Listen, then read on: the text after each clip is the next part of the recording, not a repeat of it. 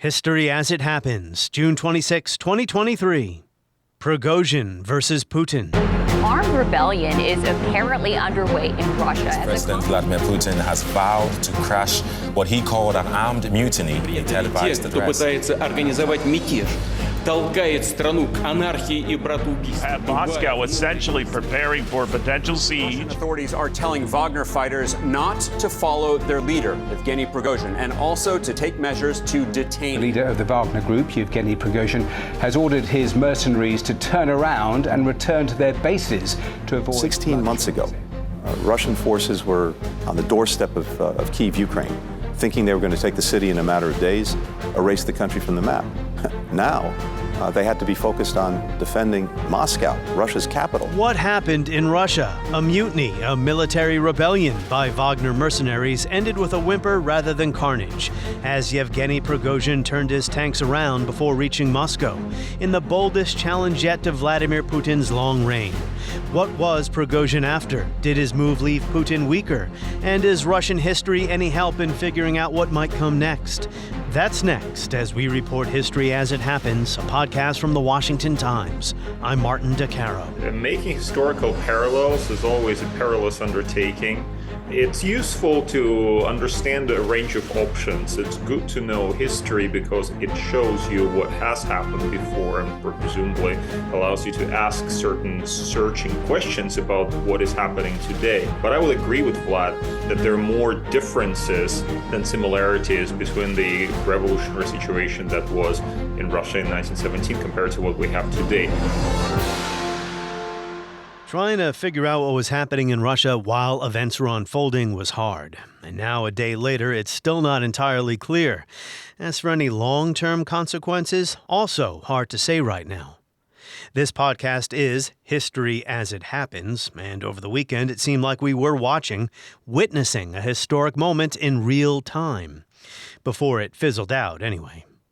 Well, maybe Yevgeny Prigozhin's aborted rebellion will prove to be the beginning of the end of the Putin regime. I'm not going to try to predict the future, but we can try to understand the origins of what's going on. The Wagner mercenary mutiny opened a window, an opportunity to look at the Putin autocracy with a fresh pair of eyes. Some folks, including some historians, invoked 1917 as they tweeted about events over the weekend.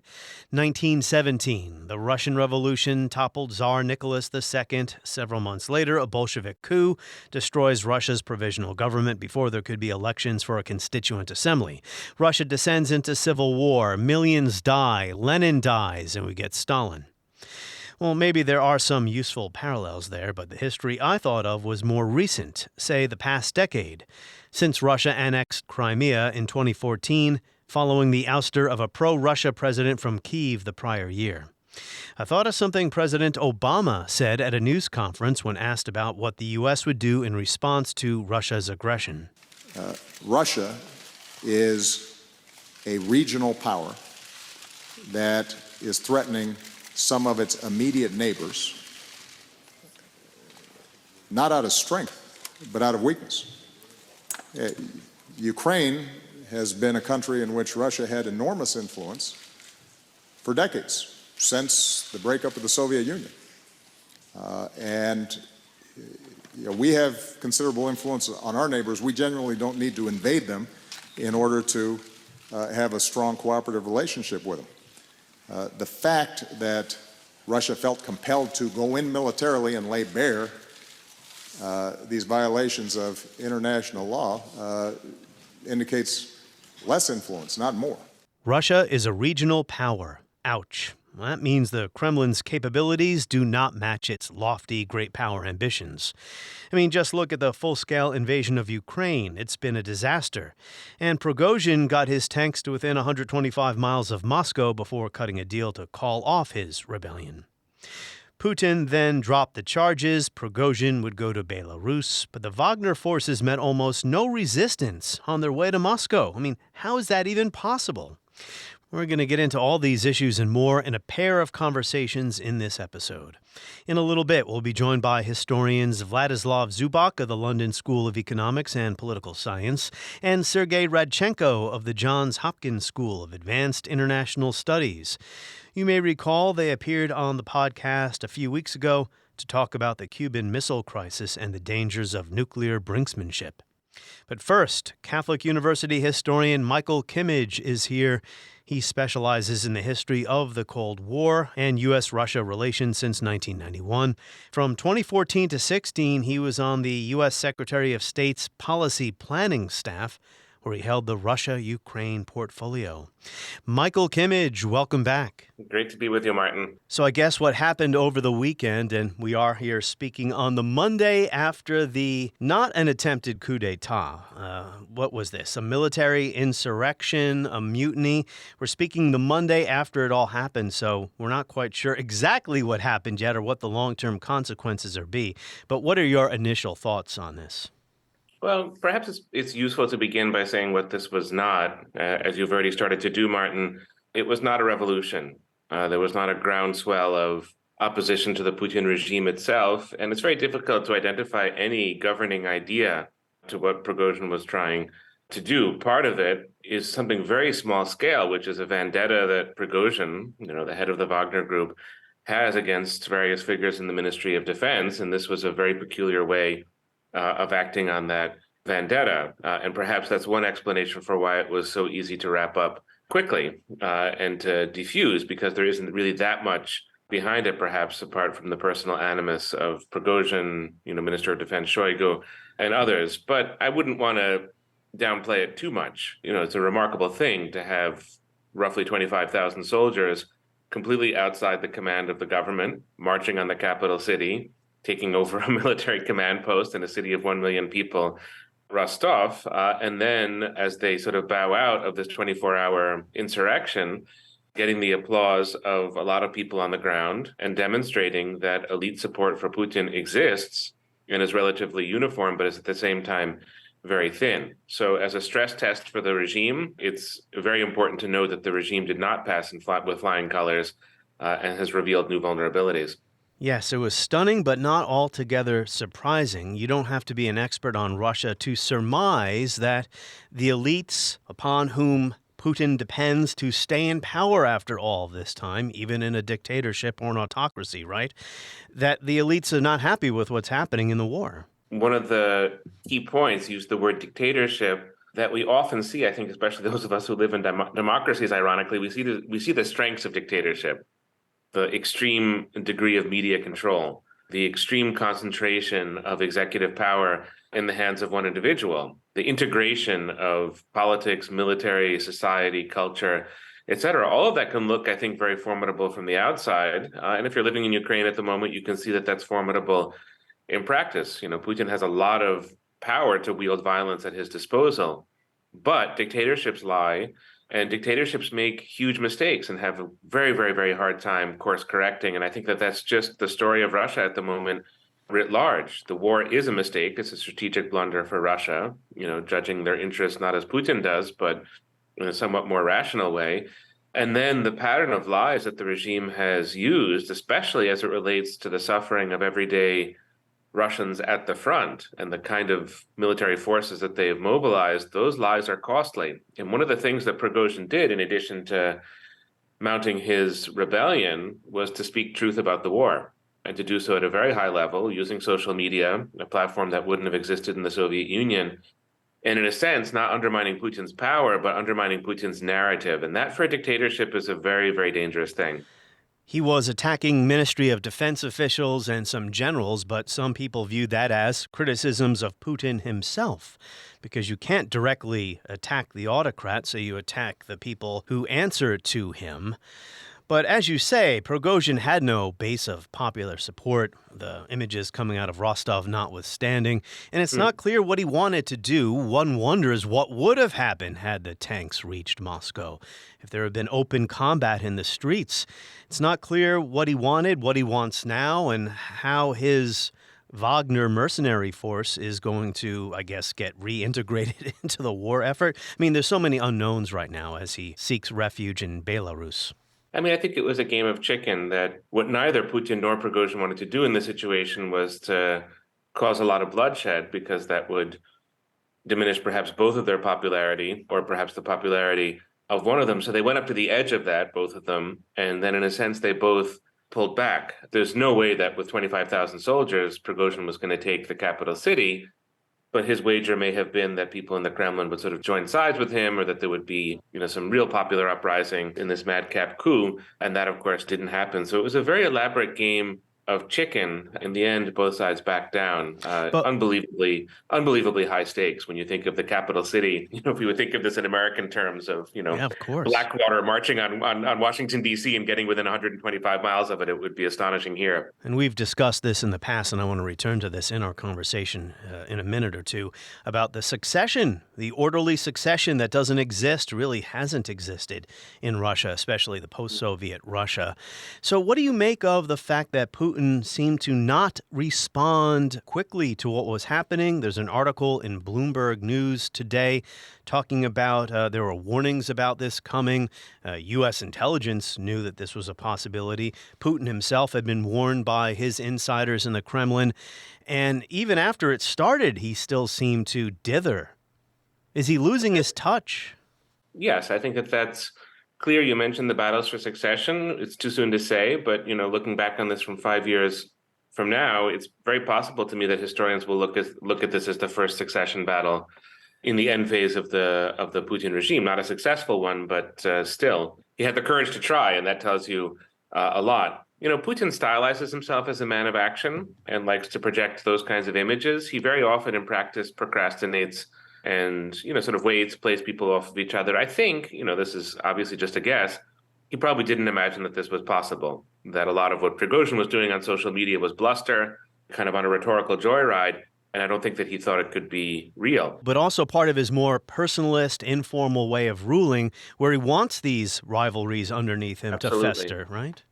Absolutely. This has been a way, it's highly ironic, the whole creation of Prigozhin during the war in Ukraine has been a way of checking the power of the Ministry of Defense. So, sort of Putin has balanced that out all too well and created a monster in the process. And it's exactly that, Martin, I would say that's very, very damaging for Putin within the Russian elite. Forget international opinion or even Russian public opinion. I don't know if any of that matters that much to Putin. But before, I think he was seen as a capable balancer, getting rid of the oligarchs, sort of different forces, the orchestrator of Russian politics. That's no longer possible to argue. And so the question really is, how weak is Putin, and when, not if, but when the next challenge is going to come? So Nathaniel Reynolds, writing for the Carnegie Endowment for International Peace in an essay about the Wagner Group, to the earlier point about this personalist, informal style of rule, Reynolds wrote that Wagner's place outside the market and the secrecy around it, meaning outside the market, it's not a private company for hire, it's more of an extension of Russia's military, stems from its origins as a covert creation of the Russian military, not part of a Kremlin master plan. It was even an ad hoc decision to create this Wagner group at the very beginning. And then it went into Ukraine and then into Syria as the Kremlin looked for advantageous and politically palatable ways to fight their wars. That's a great analysis on Nate's part and really useful for the present moment. I don't think, absent the 2022 war in Ukraine, that this would have been a huge problem for Putin. Again, it was a kind of Blackwater Russian style, sort of did the jobs that the Russian military didn't necessarily want to do, and then could be deployed maybe with a degree of flexibility that general Russian bureaucracy made difficult. And the casualty issue too, right? If you're pulling the casualties as well, you're pulling people out of prison. Maybe no one cares if they're dying in Ukraine, but you're not. Absolutely. Go ahead. Yeah, you have options that in a conventional military wouldn't be conceivable, but could be put into practice by, and Prigozhin is a very unscrupulous, unsavory character, so he'll do whatever he wants to sort of get power and to stay in power. But wars empower new forces. That's one of the truths I think that you can say about a war historically. And, to me, I'm reminded a bit of ancient history when I look at what Prigozhin just did, that you very often had in the history of Rome. In fact, the most famous example would be Julius Caesar, of generals acquiring power on the battlefield in the midst of war, and then turning that power around and sort of marching on the capital city. And you see that a number of times in the course of Roman history, and I wonder if that's not going to be a dynamic in Russia going forward. You mentioned to me on Twitter, Thucydides. You want to elaborate here? Yes, well, Thucydides has a quote, sort of an all-purpose quote, that war is unpredictable. One of the ways in which students, scholars, others who look at international relations have used Thucydides very productively is to think about great power politics and why wars begin. And we have the famous book by Graham Allison, The Thucydides Trap, about the US and China and the role of fear and battles for prestige and how that causes war. All of that is well and good. In some ways, though, the more powerful part of Thucydides' book, the Peloponnesian War, is just how the war eats away at and destroys Athens from within. And that, to me, feels very pertinent to the Russian story here. What Thucydides describes is sort of different from a lot of aspects of Russian politics, but just the internally destructive capacities of war, I think Thucydides is extraordinary on that topic, and we should all look back to him for a bit of guidance at the present moment in trying to figure out Putin's very self-destructive war. Wars do not preserve world order. They destroy order. They destroy empires. Yes. So, to your earlier point about how autocracy in Russia functions, I've always been fascinated by this issue as a student of history, not because I want to live under a dictatorship. I've done a lot of reading on the Nazi dictatorship. I mean, no two are alike. I was actually thinking of Tito this morning, who ruled until he was basically dead, 87 years old. Putin is not quite there yet. He's 70 years old. But autocracies like to present an air of efficiency, of strength. Everyone marching in lockstep, stability. But we know that's not true. There are always rivalries and jealousies in Putin's Russia. It is now apparent some factions are forming who want to wage the war more vigorously, including Prigozhin possibly, right? Some may be looking for a way out. Putin both strong and weak, Michael Kimmage. Do you agree? Yes. The point about Prigozhin being pro-war is very important to underscore because, as we both know from social media, there was a certain amount of cheerleading of Prigozhin. Surprisingly, the Russian ridiculous opposition exile political figure, Mikhail Khodorkovsky, sort of presented himself as a minister of foreign affairs and waiting for a new Prigozhin regime, which was a bit surprising to read. But it's very possible that if somebody like Prigozhin would come to power, you would see an even more brutal prosecution of the war in Ukraine. So that's an important point to underscore. A second point I would make in terms of autocracy is, given that Putin is visibly weakening, is that anybody now in the elite who's sort of looking for the next 5-10 years is going to ask the question, who's going to strike next? And in a way, you don't want it to be your neighbor. You want to be the one who's going to strike if somebody's going to strike. That means that you can control the pace of the opposition and perhaps be the one who claims the spoils of power, and not in a new regime, but in a new leadership cadre within the same regime. So that's, in a way, what Putin has opened himself to. Everybody's going to be asking that question. If I wait, will I be waiting too long, and will somebody else rise up and become, in effect, the next Putin? Well, Putin did not crush the insurrection immediately, right? So people might say, well, maybe I can stick my neck out now. So when it comes to using history, there was a lot of garbage floating around on Twitter. And thank you for being a responsible tweeter, Michael Kimmage, and talking about 1917, Nicholas II. I mean, for goodness sakes, beyond the obvious point that the sets of circumstances are entirely different, the Tsarist system is not really that similar to Putin's system. However, and with the assistance of 2020 hindsight, we can look back to the autocracy of the Tsar, and we see the cracks in the edifice now, right, that were coming. People saw them then. The 1905 revolution that created the Duma, and then it all shatters under the weight of the catastrophic failures of a war. This was World War I.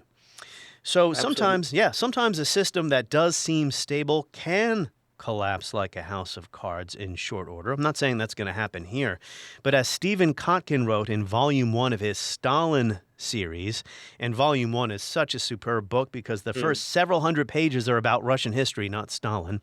He talks about the end of Tsarism. He says the autocracies, the inflexible autocracies' most dangerous enemy was itself.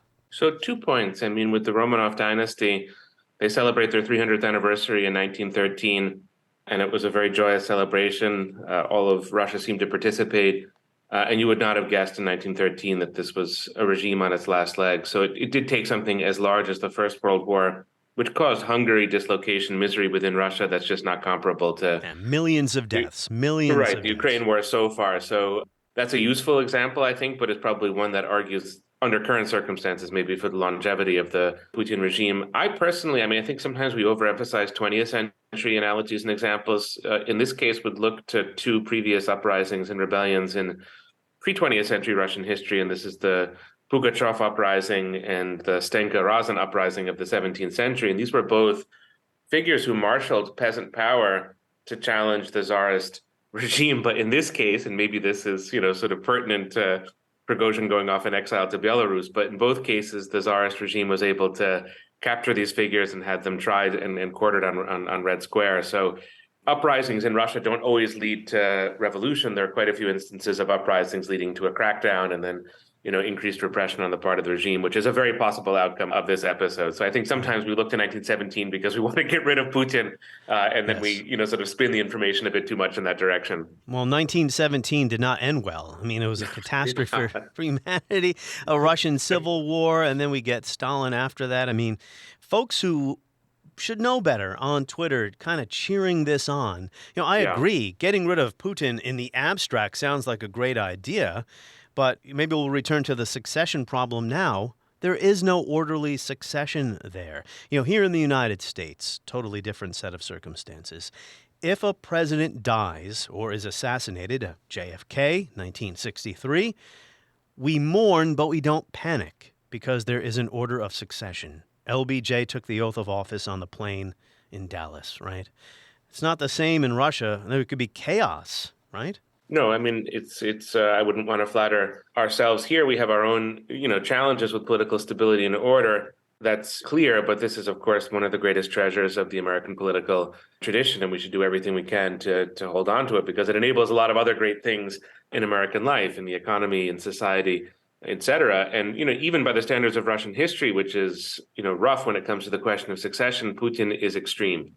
There's no family. There are no kids who could take power. He has, in a way, consciously not appointed people around him who are plausible successors. So you have people like Dmitry Medvedev or the current Prime Minister Mishustin, who are just not leader material in many ways. In a sense, Prigozhin may have been a mistake in that regard, that he sort of allowed somebody to rise up who did have charisma and gumption. Yeah, and there's no democracy movement in Russia either. So. Well, I mean, there is sort of scattered throughout the diaspora, and you have Navalny and Kara-Murza, sort of democratically inclined opposition figures who are both in jail. But yes, they command no movements or institutions, or it would be very, very difficult for them to move in. And, this is what's really ominous about what happened over the last 3 days. I don't think that power in Russia now is possible to possess without military force behind it. So it's a question of the state versus Prigozhin, or the state versus other actors who are going to use military power in this manner. And that pushes the whole conversation even further away from democracy, institutions, peaceful transition of power. In a way, it's like an omen, what happened. And what's to come is going to be very bound up in military power. And also the course of the war in Ukraine. Final point, Michael Kimmage. I'll cite Kotkin one more time. Talking about Tsarism, the Russian state had subordinated everything to military priorities and needs, and the Romanovs had tied their image and legitimacy to Russia's international standing. So you can see some parallels there. Kotkin goes on to write, as a result, the Tsushima shock, which was a defeat, Russia was defeated by Japan in 1905. This debacle in the very arena that justified the autocracy's existence, great power status, not only exposed Tsarism's political failings, but threatened political collapse. Well, the same could be said about Putin, even though, again, the set of circumstances is entirely different.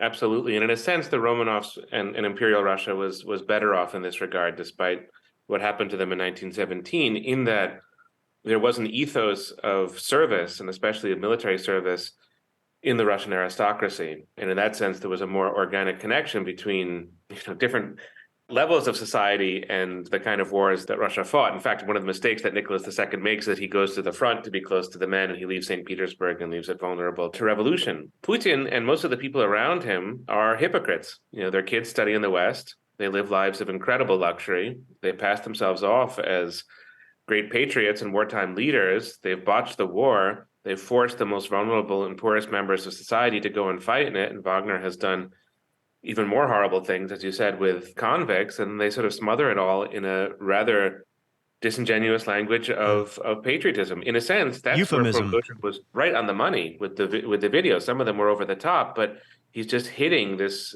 leadership class, which is not patriotic, which is not close to the people, which is really connected. In the sense, the Nazis probably were more integrated with the people in this respect as well. There's a real vulnerability to the whole Russian leadership class. In that sense, it's not just Putin's problem, what happened over the last couple of days. It's the problem of the Russian elite. And I would imagine that to a degree, they are trembling at the moment in terms of what happens when people come for them with the pitchforks. The point about the Nazis prior to World War II, anyway, they did involve themselves in mass mobilization. They wanted to recruit the populace, if you will, in their revolution, whereas Putin's dictatorship, autocracy is more of a traditional one, if you will. Edicts come from on high, and they want a quiet public that doesn't get involved. Yeah, no, and they want to fight a war without taking on the responsibilities of fighting a war. And I guess you can do it with mercenaries, and you can do it through coercion, and you can do it by saying that you need to denazify Ukraine. But if you're going to do it in that way, you better win quickly. And that's probably the biggest mistake of all that Putin made, that he signed on to a war that he's perhaps not going to lose, but that he's really unable to win. Soon, the political failure is going to crystallize around this unwinnable war. Not won and unwinnable war on Putin's part. Vladislav Zubok, welcome back to the show. Thank you, Martin. And same to you, Sergey Radchenko. Hi, Martin. Vlad Zubok, you said on Twitter this is not another 1917. Thank you for doing that, but why don't you explain what you meant? Well, I was stunned that everyone suddenly zeroed in on the year of the Russian Revolution, and it's very far from today's situation as far as one can get.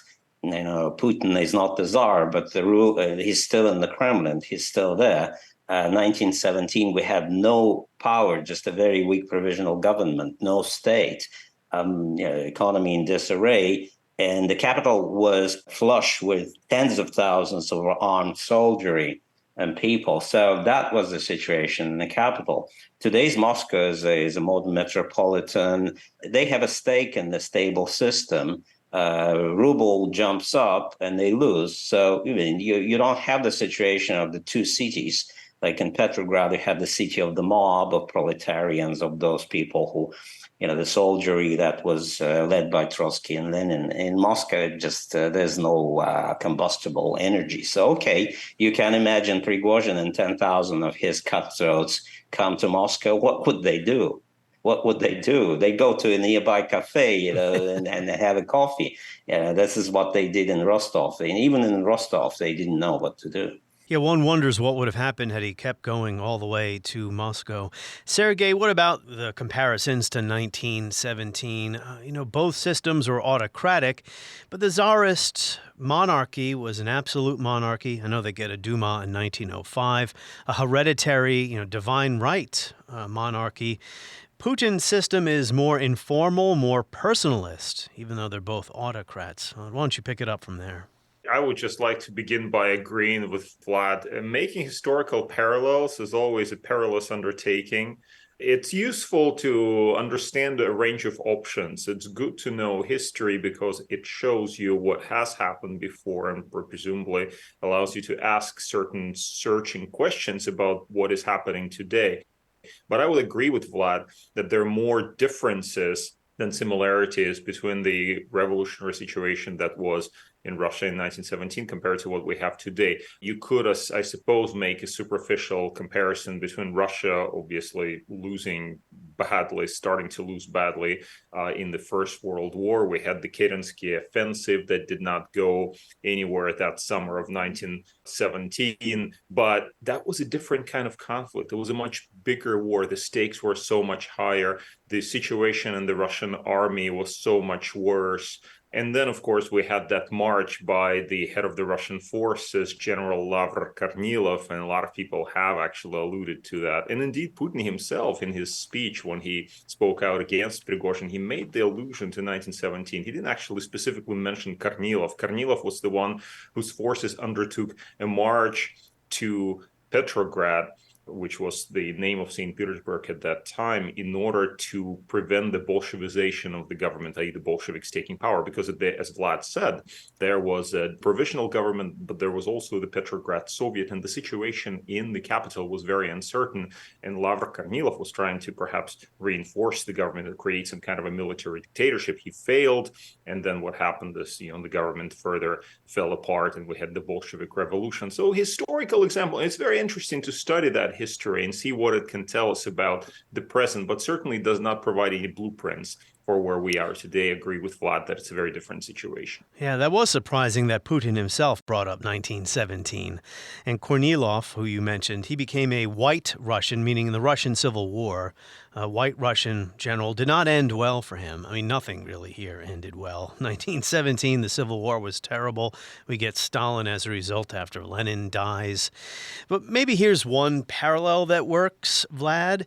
As Stephen Kotkin pointed out, and I mentioned this to Michael Kimmage, Stephen Kotkin, in his book about Stalin, really the first several hundred pages of that volume are Russian history prior to the Bolsheviks.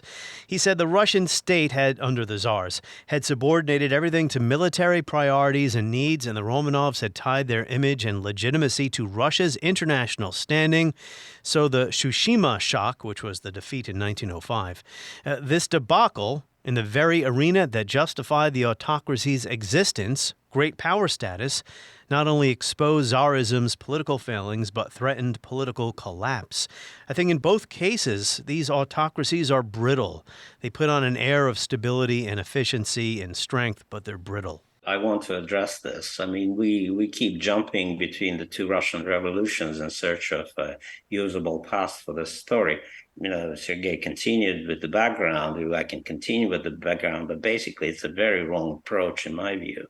We had a very different society. Even during the first Russian Revolution, yes, Tsushima and the loss of Russia to Japan, repeated losses to Japan on land and on sea was shocking. It was shocking for the whole world, by the way. It was the first defeat of a giant European power. Russia was considered as a European power to a nation power with vast repercussions for Japan and the world. But look, you know, the society of Russia at that time was marching towards the revolution for years and years. There were terrorists who kept killing the Tsarist officials.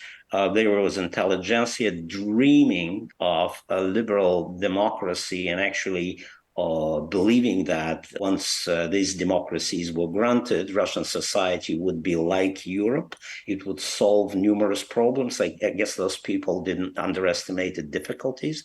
And most importantly, I would repeat my point that the key capitals, the Moscow and St. Petersburg, consisted of vastly different layers of the society. And there are many people who, like industrial workers, they were like the sitting mine. They were the combustible material that could be ignited, along with students, along with intelligentsia. You don't have anything like this today in Russia.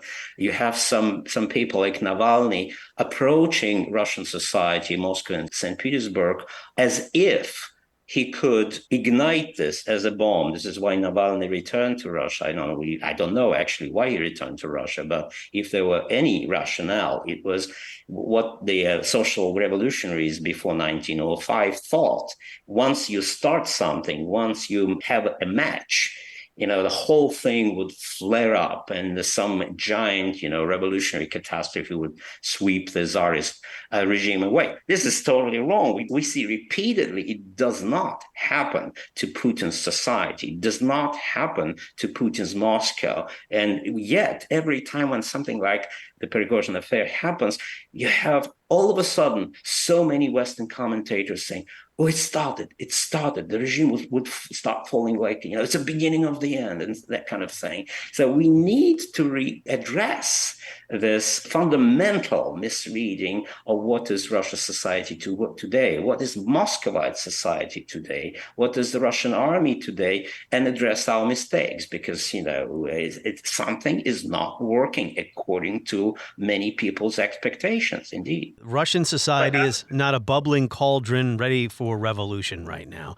And the military stayed loyal to Putin, as far as we know, in this incident over the weekend. Go ahead, Sergey. I was just going to slightly disagree with Vlad on this. And this is where turning to history may be a source of some insight. What do we know from history? We know from history that when a society is in deep economic crisis, when when people are starving or something, when there are bread riots, then this creates a clearly an opportunity for revolutionary forces to come to the fore. And that is what happened in 1917. When we have major losses like the Russo-Japanese War or the First World War, that also creates pressure. In other words, there's certain I wouldn't want to call them in a Marxist way laws of history, but there are certain connections there, right, between really bad economic situation in an authoritarian society and a flare-up of public anger, or a loss of foreign war and a flare-up of public anger. The question for us, if we are to draw those parallels, is to ask ourselves, well, are we there yet? And then here I would agree with Vlad that if you compare today's Moscow with its fine cafes, relaxing youth, actually city were fairly well run, so to speak, and compare that to revolutionary Petrograd of 1917, it's night and day. It's not the same thing at all, but that doesn't mean that things will, of course, remain in the same way. And also we have to remember that the Russians have not yet lost outright in Ukraine. They're still holding on there. We don't know where this war ends, frankly, at this stage. So, but we have to remember that events like this do create certain consequences for the domestic situation. The question is when this happens, right? So I agree with Vlad that, being overly enthusiastic and pointing at Prigozhin and say, oh, there's our Lenin, that is probably premature. But saying, oh, Russia is facing increasing problems and the pressure on the system will grow, and we know that from historical examples, I think is probably the right thing to do. Prigozhin has no base of popular support, the photos coming out of Rostov notwithstanding. So, Vlad, do you believe that Putin might have been weakened by this, and that his base of support among the elites, upon whom he depends to stay in power, has been weakened? Well, it's interesting that we keep discussing the two revolutions, and at that time Russia was marching very fast towards modernization and Europeanization. And here we are in Putin's Russia, where they talk about demodernization and turning away from Europe, interestingly enough. I don't believe a word of it. Russia is still a European country, and St. Petersburg and Moscow are European megapolises. But, that's a different kind of, tangent of sorts. But back to your question, what we should realize, there are two different things. Yes, Putin looked absolutely ridiculous. He looked weak during the pivotal moments. The whole address to the nation when everybody went to bed. I don't know. Some people were awake. Moscow never goes to sleep like any modern city, but most of people didn't hear him. So he clearly did not have anything to say. He was, going into history as if history can stop the development of another coup, the development of another revolution. Looked really, really strange. And also declaring that Prigozhin was a traitor, and then on the next day, practically, letting Peskov and his minions to say something opposite. But at the same time, we should not take it too far. Yes, he looks weaker. He looks inconsistent. He no longer looks the person, the younger Putin that says, we'll get them, about the Chechens, for instance, we'll sink them. In the outhouse. Exactly. And that tough language, even his emotions were kind of wooden and very kind of artificial intelligence generated, I would say. But again, back to my question, that does not automatically mean that the whole system of power, the whole regime, call it whatever you want, of Putinism is sorely undermined. Because my favorite period is now, I'm reading about the time of troubles. And that's the early 17th century. And when you open the chapter by great Russian historian Vasily Khrushchevsky, by the way, he published this course of Russian history in 1904. Oh, wow. Just on the eve of the first Russian Revolution. So you open this chapter and there are two things. He said, of course, the time of troubles was started by the mysterious and violent termination of the dynasty. So, okay. Compared to today, dynasty is still, not terminated. It may be, but it may, but it's not. It's still there. But the second thing he said, it doesn't explain the time of troubles. What you need to do, and Khrushchevsky was, of course, the historian of his times. Before social history, he went into social history of every layer of Russian society, and he explained why the elites, the boyars, why the mob, the people of Moscow, really turned towards the pretender. And he goes through various things, and you kind of read it and you realize that something opposite works in favor of Putin in today's Russia. The boyars, of course, they may dislike Putin, they may hate him, whatever individually they may think of him, but they fear the time of troubles, because once Putin is out, the mob, it gets unleashed. You go to the people of Moscow, they look at, what is today the indicator of dollar to ruble, dollar to euro? I mean, if the rumor of Putin is out spreads, I mean, what happens to my savings? We already experienced it in the 90s. So you have both major layers of the society, the boyars, the elite, and the Moscow mob, or the people of Moscow, categorically opposing to any destabilization of the current system, being stakeholders in the system, unlike people in Moscow that for some reason, as Khrushchevsky explains to us, were prone to go very far. And, in the end, of course, they elected the new Tsar, as we know, and the Russian dynasty was there, the Romanov dynasty. We shouldn't count on similar confluence of factors, social, political, and military, today. At least I'm not seeing it. Sergey, I have a question for you, unless you want to respond to what Vlad just said. Well, I actually wanted to just add a small point about Vlad's discussion of the times of troubles. The Russian word for it is smuta. If you go back to Putin's statement, he actually used that word, smuta. And I think many Russians probably have only vague idea what was happening after 1598 until, while all of this was happening. But I think a lot of people have a very kind of a specific understanding of this word smuta, i.e. unrest, uncertainty, upheaval. And Putin plays on this. He says, remember this, and there's almost like a collective memory that this is something really, really bad. So I completely agree with Vlad here that the boyars around Putin, they may hate him, but what they really hate and what they really fear is this broader upheaval. The street sort of takes over, so to speak. And that is the real fear. I think the same also is true for the people in the street. And again, we go back to the economic situation, because what preceded the smuta, obviously we had the death of Boris Godunov, etc. But before that, there was a famine in Russia. Several 100,000 people indeed are thought to have died in it. And that created the kind of instability where people just were hungry, just, We don't have that today. We don't have that today. And Russia's economy has managed to survive all the sanctions. They're still... Go ahead. Oh, for now, that is true. That is true. And despite all of obviously, the Russian economy in the long term is probably not going to perform particularly well. We know that. But at least in the short term, Putin has things under control. So here I agree with Vlad. But Putin also knows that, and and this is where history becomes very interesting, because he cleverly plays on historical notions in order to present his case to the public. He says, okay, things are bad. We have a war in Ukraine, or special military operation, as he calls it. Already people are rebelling against the state.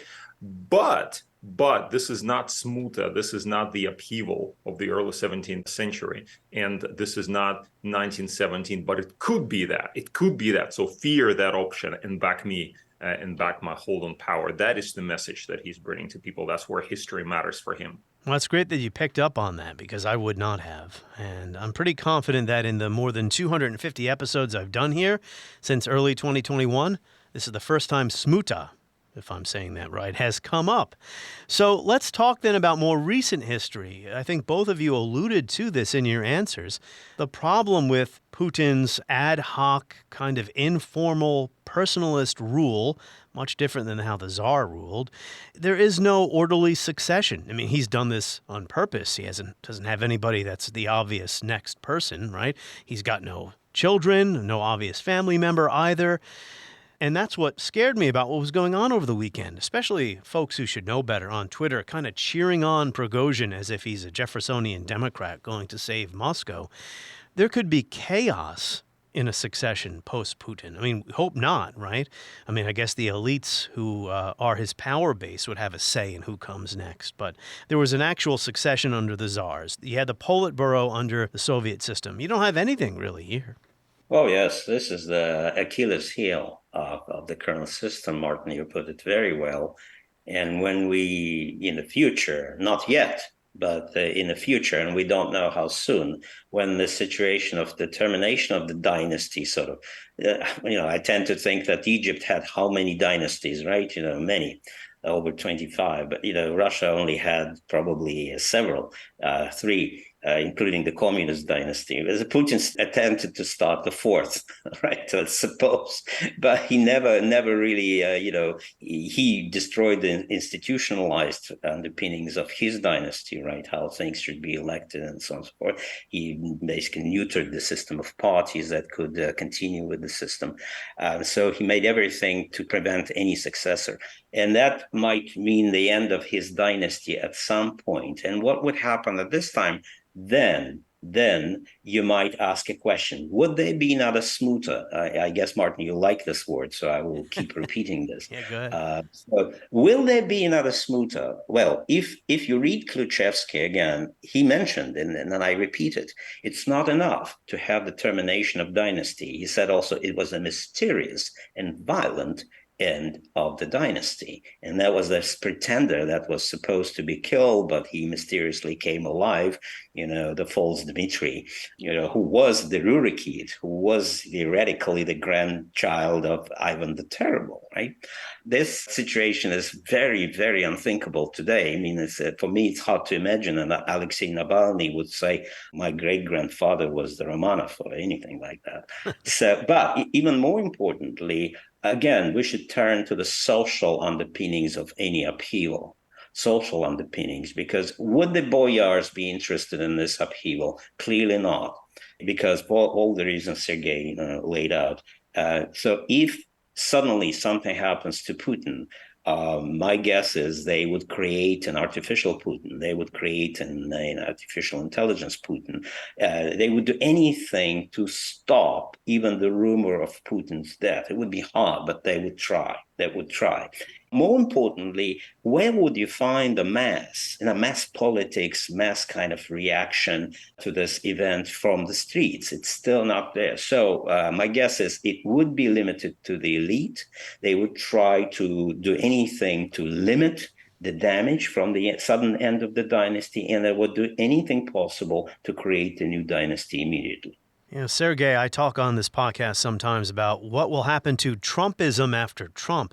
What happens to Putinism after Putin? Well, as Vlad has mentioned, Putin's system is highly personalized. The ideology is sometimes called Putinism, but I don't see what this ideology actually is. So there's actually a huge difference here from the Soviet times, where, for example, you had the dictator Stalin dying, and then after a short power struggle, a new person emerges on top, Nikita Khrushchev, who may be toppled a few years later in 1964, but the communist dynasty will continue because the institutions exist. But with Putin, everything has become so personalized. There are no real institutions. There's no real sense of where to go. Hence, my hope is that when Putin goes, there's going to be a reassessment, perhaps an effort to go back to the drawing board and try to recreate Russia that could have been and somehow went astray. But that Russia would have to be based on democratic institutions. As a historian, am I very optimistic about this scenario? Probably not. I would agree, yeah. May just, for the sake of controversy, I know we will be listening to different people, but for the sake of controversy, I would say this notion of smuta here, Martin again, this notion of smuta in Russian collective imagination, subconscious sometimes, every time Russia decided to become fully European and fully liberal democratic, it fell apart. So it happened at least 3 times. Are we going to have the 4th attempt when the boyars, those unprincipled, absolutely cynical, hugely corrupt people, I don't know, I would name Sechin, for instance, I don't know whom else, who would have a chance to go back to the drawing board, as Sergey said, all of a sudden they would say, let's create a democratic liberal dynasty. Let's have regular I'm saying it's not likely. I'm just saying that this would be a pretty nice outcome if they did. But of course, it's not likely. I mean, if you're Sechin, if you are I don't know, if you're any of the Siloviki, would you even think in those terms? I am afraid that I'm displaying here my liberal prejudice. Well, maybe this scenario is not that far-fetched, and that is a faction in the Kremlin wants to put an end to the war, make some restitution for what has happened, and rather than risk an all-out defeat on the battlefield, which is what some people were already predicting as Prigozhin drove his tanks toward Moscow before turning them around, instead of risking defeat, put an end to it now, try to make restitution, and try to re-enter the community of nations, or at least the European community of nations Russia seems to have been expelled from because of its behavior here. It really wasn't a question, just more of a word salad, but if you'd like to respond to that. It's a very good point, Martin. If you go back, again, just thinking historically here, to previous transfers of power, for example, from Stalin over to the collective leadership of the mid-1950s. What you saw there is, of course, the new Soviet leaders decided to back away from Stalin's most hideous policies domestically and foreign policy as well, and try to improve their relations with the West, not because they were Democrats and wanted to embrace a free West or anything like that. Simply, they thought that there was so much tension that it undermined their survivability, so to speak. So they wanted to consolidate their grip on power. That's what led to that relative relaxation of tensions. But in turn, of course, they returned to more hostile policy under Nikita Khrushchev. In general, also, you have a situation in Russia or in the Soviet Union where the dictator falls. You have a period of collective leadership until somebody else consolidates power. And that's probably something that we might expect. We might expect if Putin were to exit the scene, whether by dying or being overthrown or something, we would have a period of collective leadership probably where different factions would try to position themselves and ultimately obviously capture power. So that, I think, is a more likely scenario than go back to the drawing board. I am sorry for putting this forward. Very historical of me. This is wishful thinking, of course. But this is a debate. This is a debate, and this is why debate forces us to sort of to change, fine-tune our positions, come up with different.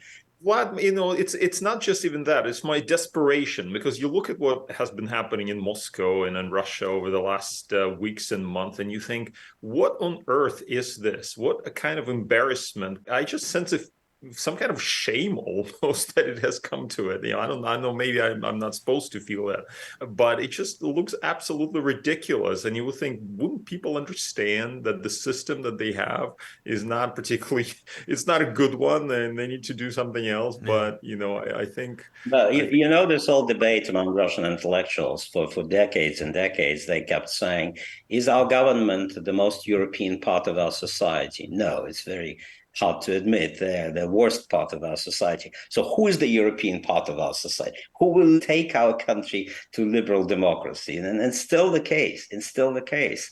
Who will do it? Back to the question of drawing board, or whether they would play this game of distancing from the previous war, from the previous policies. There are, of course, opposite viewpoints expressed right and left, that Putin's successor would be forced to continue the war in Ukraine. And there's some ideational premises for that. Let me just say one thing. You mentioned, Sergey, you mentioned successors of Stalin, but those successors, very well, Khrushchev and others, Malenkov and some of them, for them, the Cold War was a highly new and rather unnatural phenomenon. They thought, okay, Stalin caused it with some of his stubborn policies, and then Roosevelt died and many other things went wrong. Why don't we try to leave it behind us? And this kind of, I would say, faith, that if we sit down and talk pragmatically with Western powers, particularly with the United States, we would get to some kind of accommodation. That faith lasted until Yuri Andropov, and definitely flourished under Mikhail Gorbachev. I think this faith is totally gone. This faith in Russia is gone. And it's hard to face this reality, but unfortunately, due to all kinds of previous experiences in the 90s and in other things, watching the United States invading Iraq, doing this thing and with Gaddafi and colored revolutions. It's not just Putin's propaganda. I think they themselves, people around Putin and the Russian elites mostly, lost faith that such country as Russia can sit down and reach some kind of reasonable accommodation with the West. And that's a scary thought, really. This is a scary thought. And from there, it's very hard to extend our way into the future. Well, Vlad, you said before, sorry, Sergey, Vlad, you said before that every time Russia tried to become a liberal state or a liberal society, it didn't work. Kotkin said that Tsarism choked on the very modernity that it desperately needed and to an extent pursued in order to compete as a great power. To your point about elites losing faith, I think Sergey made a similar point. Putin and Putinism is a promise that, okay, if you don't demand civil liberties and a number of other things you might get in the West, we'll give you a prosperous and orderly and stable state. We're not going to revert back to the chaos of the 1990s. And I think now maybe that idea is vanishing. I think this mutiny, a military rebellion, if it's not showing us what the end might look like, it is at least getting us to think about it right now, right? The end is not in sight, but we can start to think about it. Putin is 70 years old. Churchill, it's not the beginning of the end, but the end of the beginning, right? Yes. I thought you might come up with a Dr. Strangelove quote there. No, go ahead. Go ahead. I would generally agree with Vlad on his assessment, although it has to be said that in Russia's case, one of the reasons that they were expecting something, the elites, was that they had this great ambition that Russia would be, whether during the Soviet Union or even after the Soviet fall, something like an equal partner to the United States. I think that sort of notion is still in their minds. But the problem with Russia is that it doesn't have the means to do that. I wonder if this is finally starting to actually sink in with the Russian elites, that they have the ambitions but not the means, and this mismatch between ambitions and the means is actually something very bad for the country. And the sooner they realize that actually Russia is not the super great power that it wanted to be and they want to pretend to be, the better it is, actually. Maybe that realization will pave way to reassessment of Russia's place in the world and Russia's relationship with the West. And they don't need to be, but when your history tells you you're supposed to be. Well, that's right. Well, that's where history matters, right? History tells us that Russia was always great. Therefore, we have to do everything, lose our last pants, but still, try to make it great again. That is a serious problem. Vlad, well, it's part of the identity. I remember when the Soviet Union was falling apart, Graham Allison, great political scientist and Russian economist and reformer, Grigory Yavlinsky, came up with this plan how to save the Soviet Union. And in order to explain it, they recruited, Robert Blackwell. They recruited other people from Harvard and the NSC. It didn't work, but in their articles in Foreign Affairs in the summer of 1991, they wrote some interesting things. And they said, it's wrong to think that Russians would just be some meek, harmless, little country with some, because the great power code is in the Russian genes. But what we Americans should do, we should make sure that this need to be a great power would help humanity, would help the future liberal order rather than be turned against this liberal order. So if you call this kind of need to be a great power a Russian disease, right? The exit from this disease can be different. Yes, it can, in the best of the worlds, it can lead to practical accommodation, toning down of your ambitions and some kind of pragmatic negotiations, but it can lead to explosion. It can lead to, anger. It can lead to ressentiment. And this ressentiment would consume both Russia, but maybe also some parts of the world as well. So I'm very concerned about it. And before I said that Russian society doesn't appear to be a bubbling cauldron on its way to revolution, but we just don't know. Revolutions do happen unexpectedly. I'll just leave you both with this. We'll get a final comment from each of you. When the history I thought about, I mentioned more recent history before, something that President Obama said in 2014, 2015, after the annexation, about the time that Crimea was annexed. He was asked about the U.S. response to what was going on, and he said, Russia is a regional power. Russia is a regional power that is threatening some of its immediate neighbors, not out of strength, but out of weakness. Ukraine has been a country in which Russia had enormous influence for decades, since the breakup of the Soviet Union. We have considerable influence on our neighbors. We generally don't need to invade them in order to have a strong cooperative relationship with them. That statement, that it's basically saying Russia is not a great power, and this does not have to be the obsession of the United States. The Cold War is over.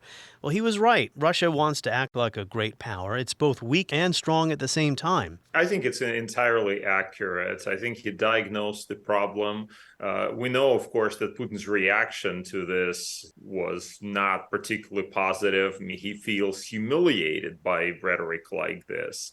And that potentially could explain or some of the more aggressive behavior that he has engaged in. But fundamentally, Barack Obama was right in this particular statement, right? Russia has limited capabilities, but unfortunately unlimited ambitions. And this is a problem that the Russians need to resolve for themselves. America is not going to resolve it for them. They have to figure it out. Maybe when tanks of their private military company that claims to be Russian are at the gates of Moscow, maybe that would have sent a message of some kind. But I'm afraid probably not yet. Well, we all remember what Kissinger and Nixon did in the early 70s, managing the rise of the Soviet power, When we look in a more balanced way than we do today to the history of the last 30 years of the U.S.-Russian relations, we should look in particular at the failed attempts to manage the diminution of Russian power, particularly in the 90s when, Clinton and Talbot tried to feed spinach to the Russians, as the Russians complained, you want us to eat spinach. We're carnivores, with great power and that's spinach. So good for you. I know. But it's interesting to look at the history through these lenses, how to manage the diminishing Russian power and how to deal with the Russian disease, to act as if they're a great power, which it seems to be indeed the core of Russian identity. How to help Russia to get a different identity, and to say that, it's up to the Russians to do. We know what happened to the Germans. I'm sorry to say this, but Germans did not find their own identity just because they were Germans, so they got together and decided to do it. They were forced to form this identity. So how it would happen, it's a tricky question for the world diplomacy. No, I think I agree with Vlad. Obviously, the outside is important. The West is important in this regard. And this brings us actually back to that very place where we started, i.e. Russia is fundamentally in its orientation a Western country and really thinks about the West and how the West sees Russia. They care about the West's opinion, for good or for ill. So we'll have to think more about this, especially if things continue down the very perilous pathway that they are taking Russia now. This question will become more and more urgent. What next, and how can Russia emerge from this situation renewed? Unfortunately, Russia has tended to view the expansion of freedom and democracy as a threat to its interests. The opposite is true. Free and prosperous societies on Russia's borders will advance Russia's interests by serving as sources of stability and economic opportunity. We hope Russia's leaders will recognize that a future of cooperation and peace will benefit all parties. The Cold War is over. On the next episode of History as It Happens, it begins our 3-part series on the Declaration of Independence. And my first guests will be Sean Wolentz and Jim Oakes. That's next as we report History as It Happens, a podcast from the Washington Times.